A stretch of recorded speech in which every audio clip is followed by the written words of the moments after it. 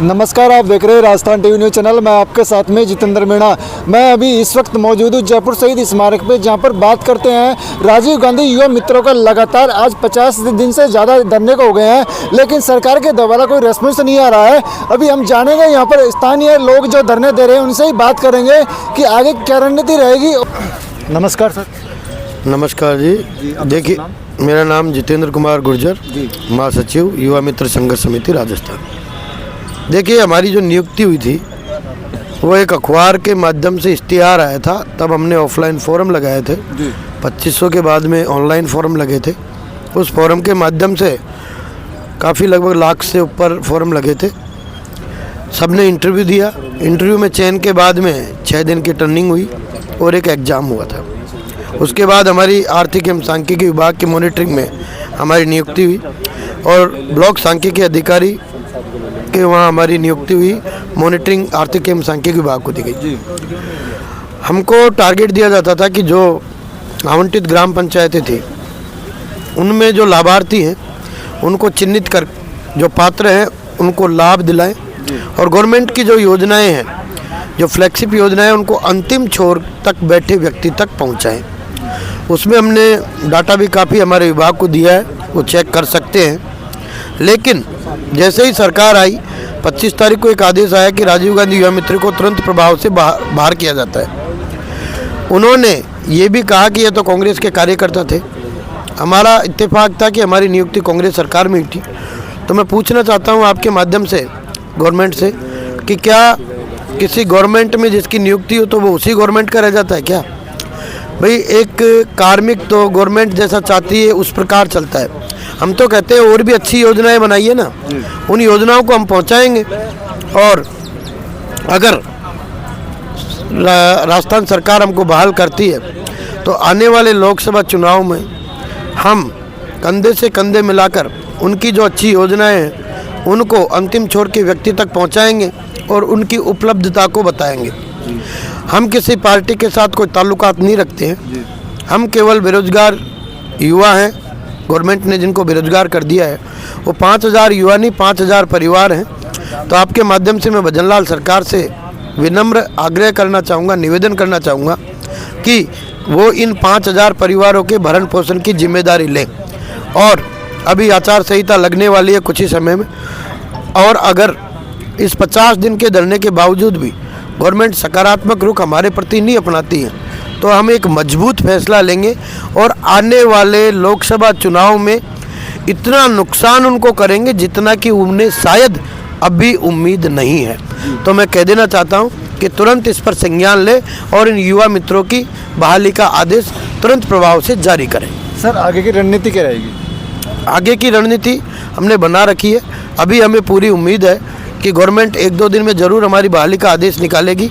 नहीं तो हम इनके जो लोकसभा के उम्मीदवार होंगे उनको किसी गांव में नहीं घुसने देंगे, क्योंकि हमारी नियुक्ति प्रत्येक ग्राम पंचायत हमारे अंडर में थी। एक के 5-5 ग्राम पंचायत थी और वहाँ हमने वॉलेंटियर भी बनाए थे और जो हमने लाभ दिलाए थे वो लोग हमारे प्रति अभी भी एक बहुत अच्छी संवेदना रखते हैं।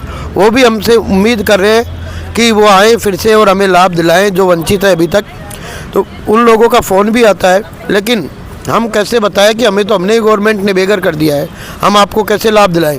तो उन लोगों को साथ लेकर हम एक मजबूत रणनीति बनाएंगे और इन लोगों को जो कि बीजेपी के उम्मीदवार रहेंगे, अगर बहाल नहीं करते हैं हमें बीजेपी सरकार, तो इन लोगों को हम गाँव में नहीं घुसने देंगे और पुरजोर विरोध करेंगे। नमस्कार, आपका शुभ नाम? मेरा नाम संजय मीणा है जी। सर, धरने को कितने दिन हो गए आपके को? हमारे धरने को 50 दिन हो गए आज। 50 दिन हो गए। 50 दिन धरने को हो गए हैं, उसके बावजूद भी या तो ये आपकी बात सरकार तक नहीं पहुंची है, और यदि बात पहुंची है सरकार बात को क्यों नहीं मान रही है सर?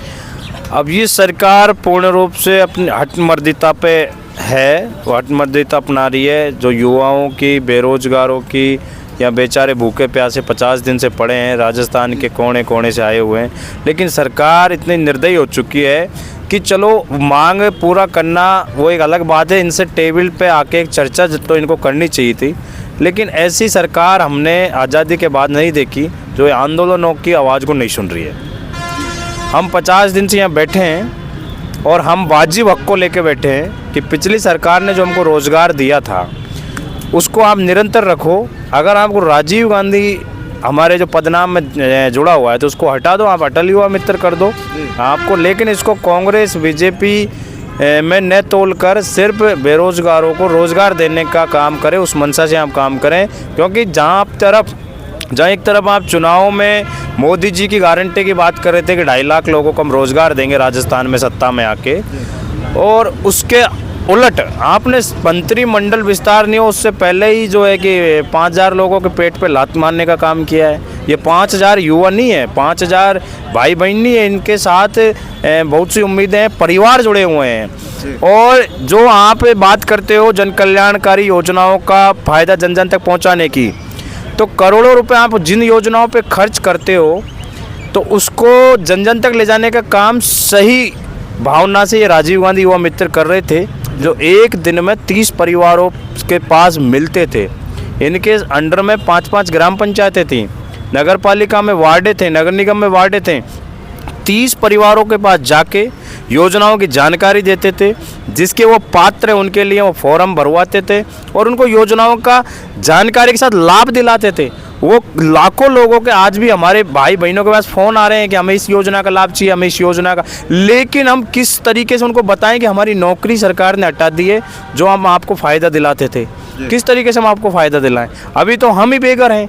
तो सरकार को सोचना चाहिए कि कांग्रेस बीजेपी के दलदल में नहीं फंसाएं। ये राजस्थान के युवा हैं, इन्होंने बड़ी उम्मीदों के साथ आपकी सरकार को चुना है और उम्मीद थी कि हमको तो शायद कि भारतीय जनता पार्टी की सरकार आके हमको परमानेंट करेगी। उसने तो हमारी जैसी तैसी नौकरी थी उसको भी छीन लिया। तो आप हमारा 50 दिन का लंबा धरना हो गया है। इसी बीच नई भर्ती में हमारा साथी दौसा का राजकुमार गुप्ता लगा था, 3 महीने की नौकरी हुई थी और 3 महीने की नौकरी के बाद जैसे नौकरी गई तो उसका इतना सदमा लगा कि वो बर्दाश्त नहीं कर पाया और धरने पे हमारे साथ निरंतर था और वो उसकी मौत हो गई। लेकिन सरकार को फिर भी कोई फ़र्क नहीं पड़ रहा। क्या दूसरे राजकुमार की मौत का इंतज़ार कर रहे हैं ये लोग? हमारे सभी लोग, देखो बेरोजगारी बहुत बुरी होती है और सभी लोग बहुत गहरे सदमे में हैं।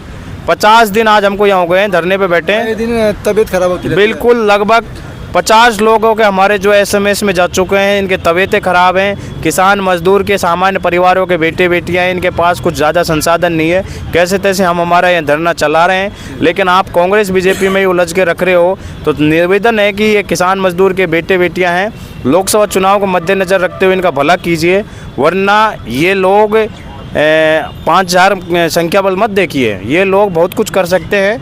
बस इतना ही आपसे कह रहे हैं। और दूसरा 50 दिन का धरना हो गया है, यह धरना अब आंदोलन में तब्दील होगा, उग्र आंदोलन होगा। हम रुकने वाले नहीं, झुकने वाले नहीं है, झुकना सरकार को ही है। जी नमस्कार जी। नमस्कार। किधर से हो सर आप? मैं टोंक जिले से हूँ। जी, आज 50 दिन धरने को हो गए। इसके बीच में कौन कौन से पक्ष विपक्ष वाले कोई नेता आपसे मिलने संपर्क किया आपसे? देखो, अभी तक जैसे पार्टी से तो सत्ता पक्ष से तो कोई नुमाइंदा हमारे से मिलने नहीं आया जी। और हम उनसे खासा उम्मीद लगा के बैठे हैं कि हमारा बहाली का कोई आदेश आए। हमारे को लगातार 50 दिनों को यहाँ पर धरने पे बैठे हुए। हमने यहाँ पर वो दिन भी देखे हैं जो बरसात में बैठे हुए थे, भीगे थे पूरी रात भर, दिन में कड़ाके की सर्दी में, धूप में भी संघर्ष करने के बावजूद भी सरकार हमारी नहीं सुन रही। अपन बात करते हैं, अभी लोकसभा के चुनाव अभी आ रहे हैं, क्या लगता है यदि सरकार आपकी बात को मान ली जाती तो कितना प्रभाव पड़ेगा इस चीज़ का? देखो, हमारे को इस मामले में खुशी होगी कि हमारी बहाली होगी तो हम सरकार के साथ में काम करेंगे। भजनलाल सरकार के ऊपर आशा है? पूरी उम्मीद कर रखे सरकार से। आपका शुभ नाम? मादाराम मेघवाल, मैं जोधपुर से हूँ। जी सर, मेरा यही सवाल है कि दिनों दिन आए दिन यहाँ पर आपका 50 दिन धरने को हो गए, आए दिन यहाँ पर युवाओं की तबीयत खराब हो रही है, उसके बावजूद भी सरकार की तरफ से कोई रेस्पॉन्स नहीं आ रहा। सरकार की तरफ से रेस्पॉन्स नहीं आ रहा है, वो सरकार जाने। लेकिन हम तो हमारी मांग यहाँ शहीद स्मारक पर बैठे हैं, पिछले 50 दिन हो गए हम लोग, और डेली एक दो हमारे साथी होते बीमार होते हैं। और एक साथी हमारा था राजकुमार गुप्ता, वो भी शहीद हो गया है और उनकी भी यहाँ धरने में रह रहे थे, उनकी भी सजमे में जान चली गई। तो मैं सरकार से ये कहना चाहता हूँ कि पिछली सरकार ने हमें लगाए और आप हमें वापस रोज़गार दो। हम आपके साथ कंधे से कंधे मिलाकर राजस्थान में जो भी आम जनता तक आपकी योजनाओं को पहुँचाने के लिए और उनको लाभ दिलाने के लिए पूरी मेहनत करेंगे, जी जान लगा देंगे। आप जैसा कहोगे वैसा काम करने के लिए आपके साथ हम तैयार हैं। पर हमें एक बार रोज़गार दे दो, ये 5000 युवा मित्र नहीं है, 5000 परिवार है। इन परिवार से कितने ना जाने कितने हमने विकलांग साथी है, उनके बूढ़े माँ बाप है। विकलांग साथी तो पहले से भी वो काम कर नहीं सकते, उन्होंने पिछली सरकार ने उन्हें रोज़गार दिया है, तो वो भी अपने माता पिता का भरण पोषण करेगा और उनको रोज़गार मिलेगा।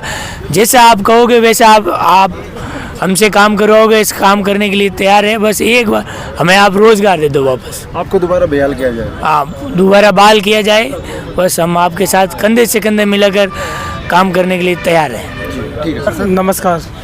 सर, जिस टाइम पे कांग्रेस सरकार थी उस टाइम पे बीजेपी ने बड़े बड़े वादे किए थे कि हम युवाओं को रोज़गार देंगे, पर जैसे ही सत्ता में बीजेपी आई उस टाइम पे रोज़गार देने की बजाय बेरोजगार कर दिया। हाँ, बेरोजगार कर दिया सरकार, रोज़गार देने की वजह बेरोजगार कर दिया।